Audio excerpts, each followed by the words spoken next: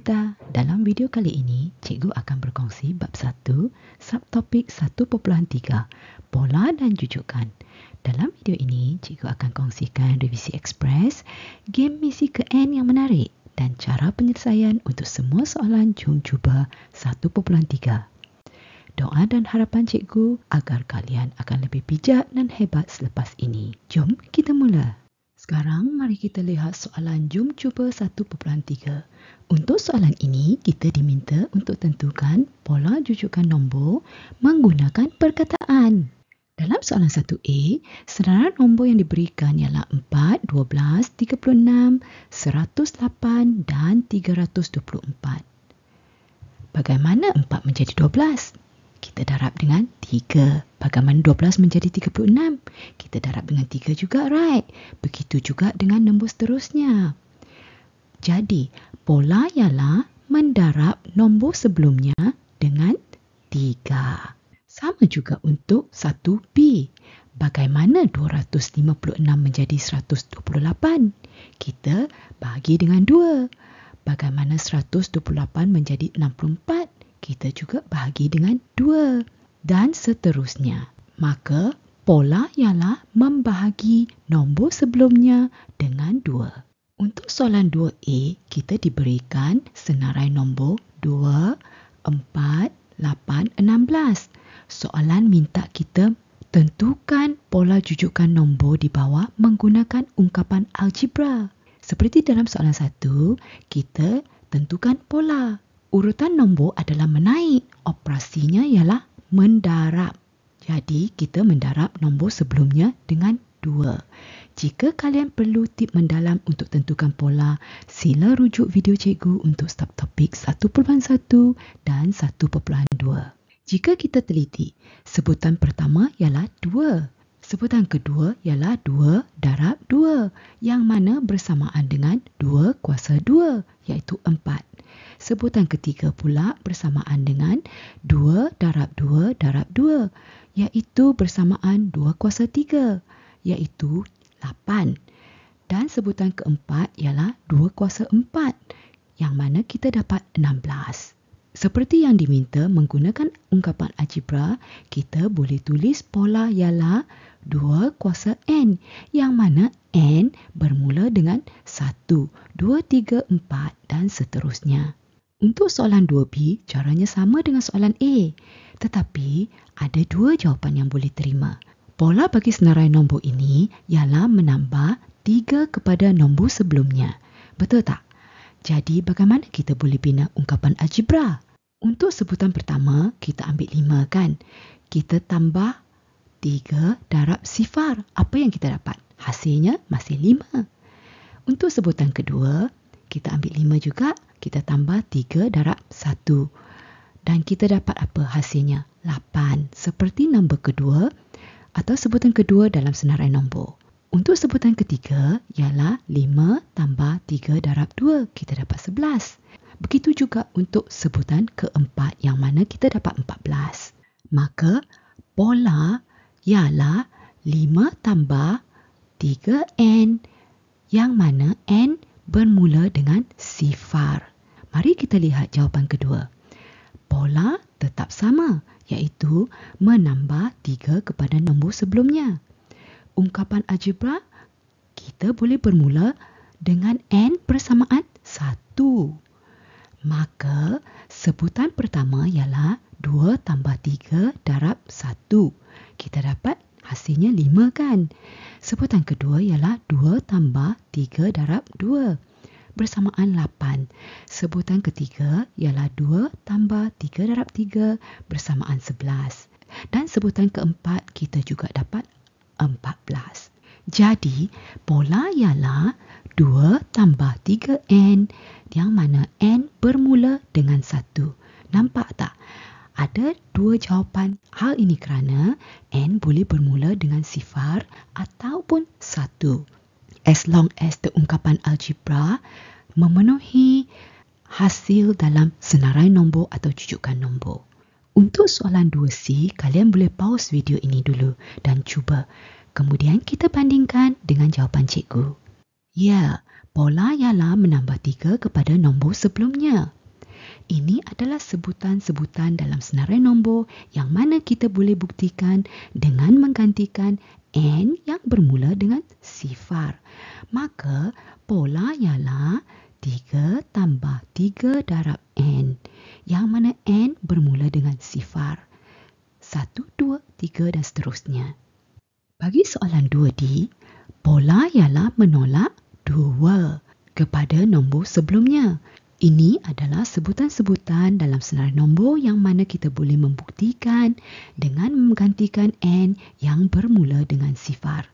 Maka pola ialah 3 tolak 2n yang mana n bermula dengan sifar. 1, 2, 3 dan seterusnya. Untuk soalan 3, kita diminta hitung sebutan ke-7 dan ke-11 bagi jujukan nombor yang diberikan. Bagi soalan 3A, jujukan nombor yang diberikan ialah negatif 3, 5 dan 13. Jadi, langkah pertama, kita perlu tentukan pola untuk urutan ini. Pola untuk urutan ini ialah menambah 8 kepada nombor sebelumnya. Bagaimana kita dapat 8? Kita boleh gunakan nombor kedua iaitu 5.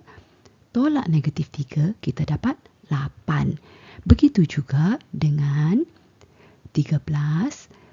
Tolak 5, kita juga dapat 8.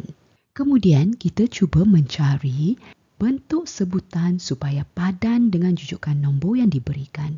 Dengan demikian, kita boleh bina ungkapan algebra iaitu sebutan ke n bersamaan negatif 3 tambah 8n yang mana n bermula dengan sifar. Untuk mendapatkan sebutan ke-7, kita gantikan n dengan 6 ke dalam ungkapan algebra. Kenapa 6 dan bukan 7?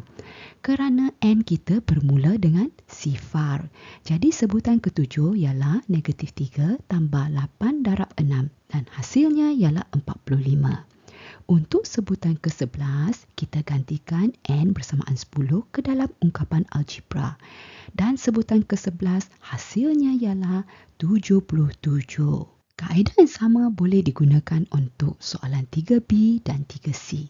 Untuk soalan 3B, pola ialah menambah 1/2 kepada nombor sebelumnya. Ungkapan algebra ialah sebutan ke n bersamaan dengan 4 tambah 1/5 ataupun 1/2 n yang mana n bermula dengan sifar. Jadi, untuk sebutan ke-7, kita gantikan n bersamaan 6 ke dalam ungkapan algebra. Sebutan ke-7 ialah 4 tambah 1/5 darab 6. Hasilnya ialah 13. Manakala untuk sebutan ke-11, kita gantikan n bersamaan 10 ke dalam ungkapan algebra. Sebutan ke-11 hasilnya ialah 19. Untuk soalan 3C, kalian boleh cuba buat dulu dan bandingkan dengan jawapan cikgu. Cikgu yakin kalian hebat dan dapat jawapan yang sama dengan cikgu. Jika ada masalah, jangan lupa tinggalkan pesanan dan cikgu akan respon secepat mungkin. Mari kita lihat soalan 4 atau soalan yang terakhir. Soalan ini memberi peluang kepada kita untuk mengaplikasikan pola dan jujukan dalam kehidupan. Untuk soalan 4, kita berikan satu jadual yang mana jadual menunjukkan perjalanan 5 buah bas dari Kuala Lumpur ke Pulau Pinang. Jadual menunjukkan bas A masa bertolak pukul 8 pagi, bas B masa bertolak pukul 8.30 pagi, bas C masa bertolak 9 pagi dan bas D dan E kita tidak diberikan masa bertolak. Jadi untuk soalan A, berdasarkan jadual di atas, kita diminta untuk hitung selang masa bertolak antara dua bas. Jadi kita boleh kira perbezaan masa antara bas B dengan bas A ataupun bas C dengan bas B. Berapakah perbezaan masa antara 8 pagi dengan 8.30 pagi? Perbezaannya ialah 30 minit. Untuk soalan 4B, pukul berapakah bas E akan bertolak? Kita diberikan satu jujukan yang mana bas akan bertolak setiap 30 minit. Betul tak? Jadi, langkah pertama kita boleh dapatkan ungkapan algebra. Ya, untuk bas E bertolak ialah sebutan yang kelima. Jadi, kita bina ungkapan algebra dahulu yang mana sebutan ke N bersamaan 8 tambah 0.5 yang mana 30 minit kan. Darab N. N bermula dengan sifar. Kalau kita gantikan N dengan sifar, sebutan pertama ialah 8, iaitu 8 pagi. Bas A. Kalau kita gantikan N bersamaan 1, sebutan kedua iaitu bas B ialah 8.30 pagi. Kalau sebutan ketiga, kita gantikan N dengan 2. Kita dapat pukul 9 pagi. Sebutan kelima atau bas E, masa untuk bas E bertolak ialah 8 tambah 0.5 darab 4. Jadi 10. Bersamaan dengan 10 pagi. Untuk soalan 4C, pukul berapakah bas E akan sampai di Pulau Pinang jika perjalanan mengambil masa selama 5 jam? Daripada jawapan B, kita dapat tahu kan bas E bertolak pada pukul 10 pagi. Masa perjalanan 5 jam.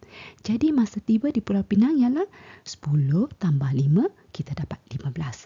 Iaitu sistem waktu 24 jam. Untuk mendapatkan jawapan dalam sistem waktu 12 jam, maka masa tiba di Pulau Pinang ialah 15 tolak 12, kita dapat 3. Bersamaan dengan 3 petang. Siapa yang dapat jawapan yang tepat, sila berikan cikgu satu like ya. Terima kasih. Jika perlukan penjelasan lanjut, tinggalkan pesanan atau komen dan cikgu akan respon secepat mungkin. Semoga perkongsian kali ini bermanfaat. Sila share dengan kawan-kawan yang lain ya untuk belajar bersama-sama. Jangan lupa subscribe channel cikgu agar kalian tidak akan miss subtopik akan datang. Kita jumpa lagi. Bye-bye.